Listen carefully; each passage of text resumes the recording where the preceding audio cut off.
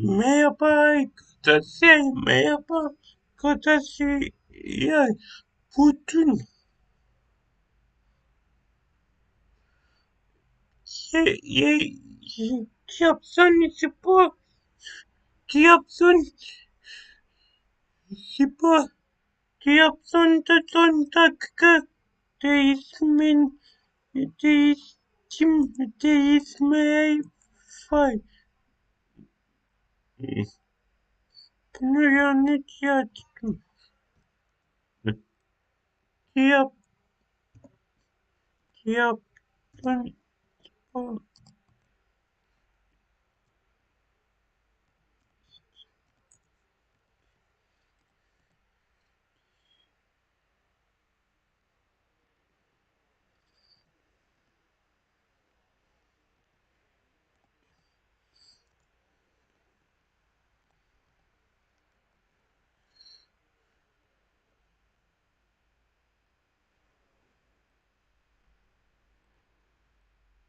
Evet arkadaşlar bu oyuncu bütün Trabzonspor için geliyor ama bu oyuncu ilk önce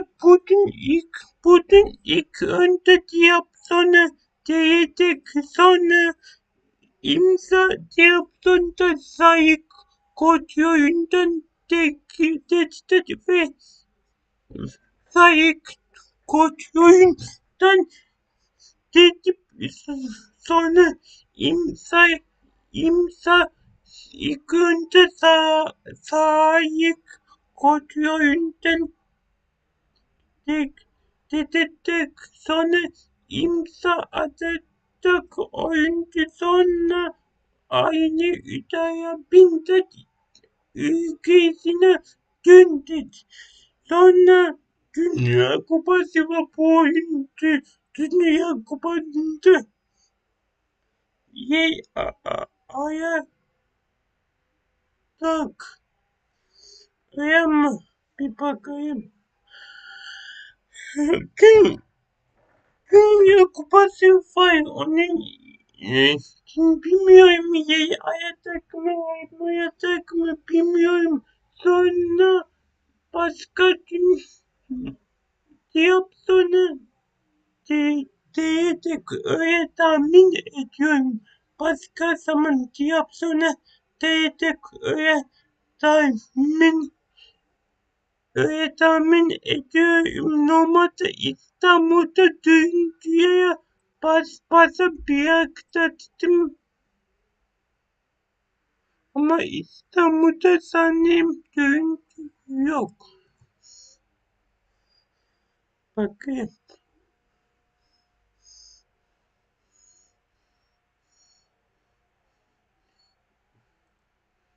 Sanırım duyuncu yok arkadaş. Hey, bu oyuncuya İstanbul'a değen sanırım duyuncuya yok. Evet arkadaşlar bizde bu yayını kapatıyorum. Bu yayından sonra önemli gelişmeler oyunda bu ekrandan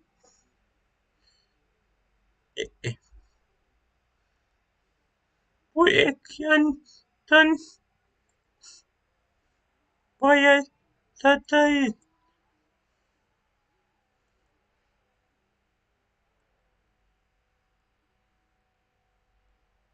Bu ekrandan bayağı